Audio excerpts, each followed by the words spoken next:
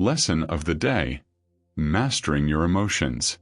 There's a warrior standing at the edge of a cliff, fists clenched, rage burning through his veins. One step forward and his life changes forever. But what happens next? That's what stopped me cold when I first heard this story. His name was Takeshi, and he wasn't always angry.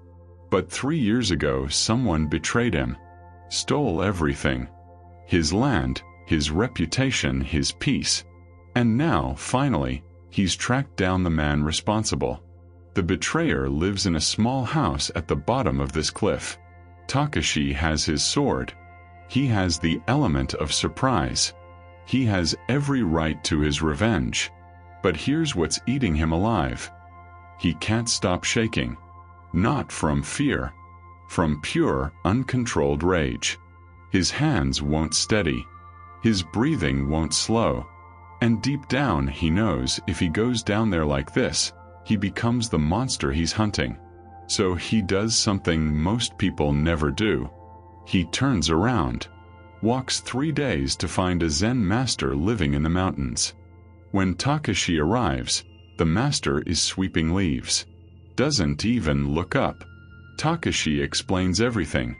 The betrayal, the rage, the shaking hands. He asks, "How do I control this anger so I can do what needs to be done?" The master stops sweeping, looks him dead in the eye and says, "Show me your anger." Takeshi blinks. "What? Your anger? Show it to me. Put it on the ground between us." Takeshi's confused. I can't. It's inside me." The master nods. "Then go get it. Bring it here. I'll wait." Takeshi searches his robes, his pockets. Looks around like he's lost something. Minutes pass. He starts to feel ridiculous. The master speaks softly. "You cannot show me your anger because you don't possess it. It possesses you. And anything that possesses you controls you." That one sentence cracked Takeshi's world open. And it should crack yours too. Because how many times have you said, "I can't help it, I'm just angry"? As if anger is happening to you, not through you. The master invites Takeshi to sit by a fire. He points to the flames. "What feeds this fire?" "Wood," Takeshi answers. "And when the wood runs out, the fire dies." The master picks up a log, holds it away from the flames. "Your emotions are the fire. Your attention is the wood. Stop feeding it and watch what happens." Here's the truth most people miss. Emotions aren't the enemy. They're messengers. Anger tells you something matters. Fear tells you to pay attention. Sadness tells you you've lost something valuable. But when you feed them, when you replay the betrayal in your mind, when you imagine the confrontation, when you rehearse your revenge, you're throwing log after log onto the fire. The master continues, "A wise person doesn't try to extinguish the fire by wrestling with the flames. They simply stop adding wood." Takeshi sits with this. He realizes he's been feeding his rage for 3 solid years. Every morning, replaying the betrayal. Every night, imagining justice. He's been carrying an inferno inside his chest and wondering why he can't breathe. "So what do I do?" Takeshi asks. The master stands. "Follow me." They walk to a nearby stream. The master picks up a stone and throws it into the water. Ripples spread outward. When something disturbs you, ripples form. This is natural. But watch. They stand in silence. 30 seconds pass. The ripples fade. The water becomes still again. The water doesn't effort to become calm.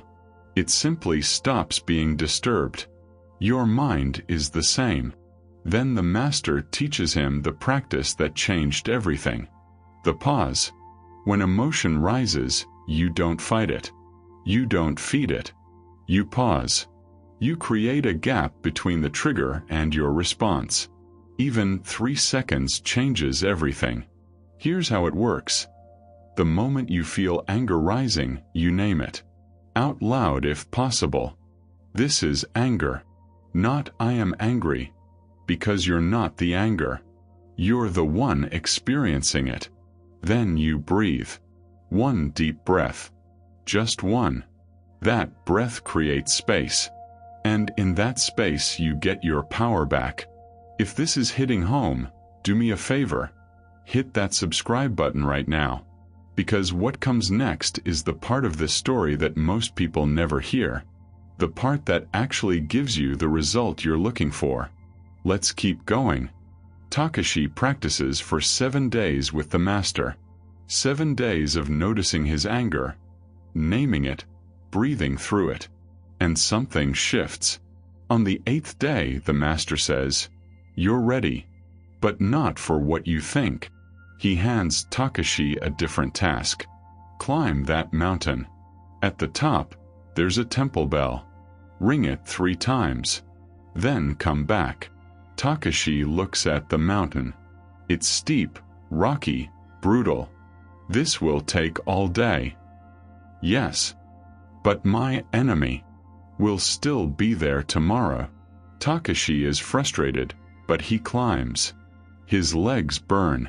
His lungs scream. Halfway up, he slips, scrapes his hands bloody. The anger flares, at the master, at the mountain, at everything. But then he remembers. This is anger. He breathes. The anger doesn't disappear, but it no longer controls his next move. He keeps climbing. At the top, he rings the bell. 3 times.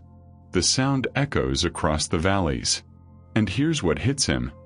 He feels nothing. No rage. No urgency. Just tired legs and bleeding hands and the simple fact that he climbed a mountain.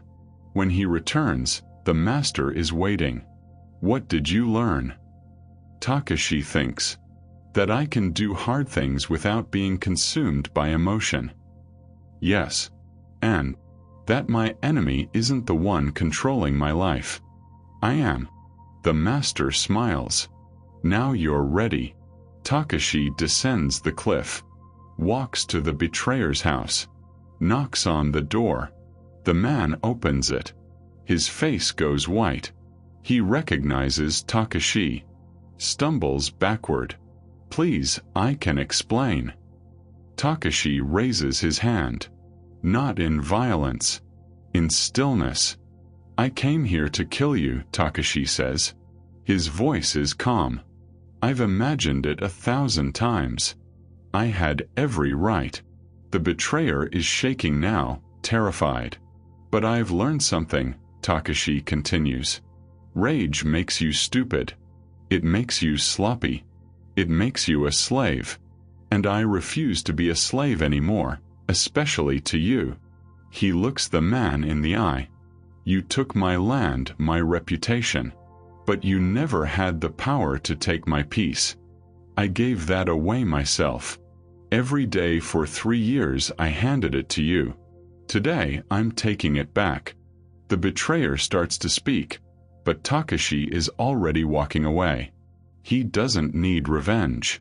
He doesn't need closure. He needs his life back. And he just took it. Here's what most people get wrong about controlling emotions. They think it means suppressing them, stuffing them down, pretending they don't exist. That's not control. That's a pressure cooker waiting to explode. Real emotional control is this. You feel it fully, you name it clearly, and you choose your response consciously.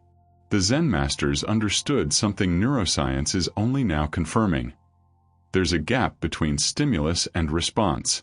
In that gap is your freedom.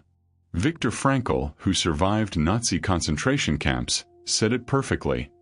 Between stimulus and response there is a space. In that space is our power to choose our response. In our response lies our growth and our freedom. Takeshi didn't eliminate his anger.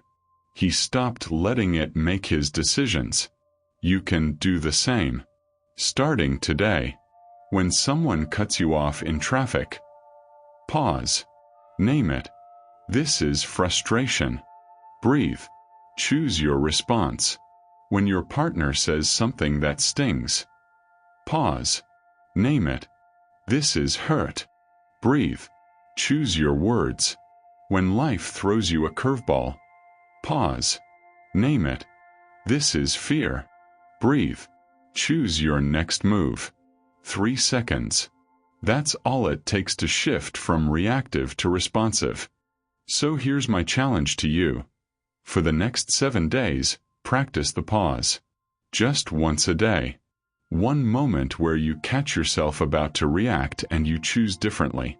You'll mess up. That's fine. Takeshi fell on the mountain, remember? He still made it to the top. The goal isn't perfection. The goal is awareness. And awareness is the first step toward mastery. Emotions will always arise. That's being human. But you get to decide if they're your master or your messenger. Takeshi walked away from that house a free man. Not because he got revenge. Because he got himself back. You can too. If this story changed how you see your own emotions, subscribe to this channel right now. Hit the bell so you don't miss the next lesson.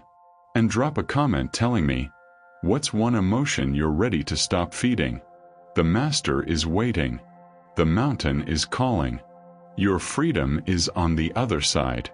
I'll see you in the next one.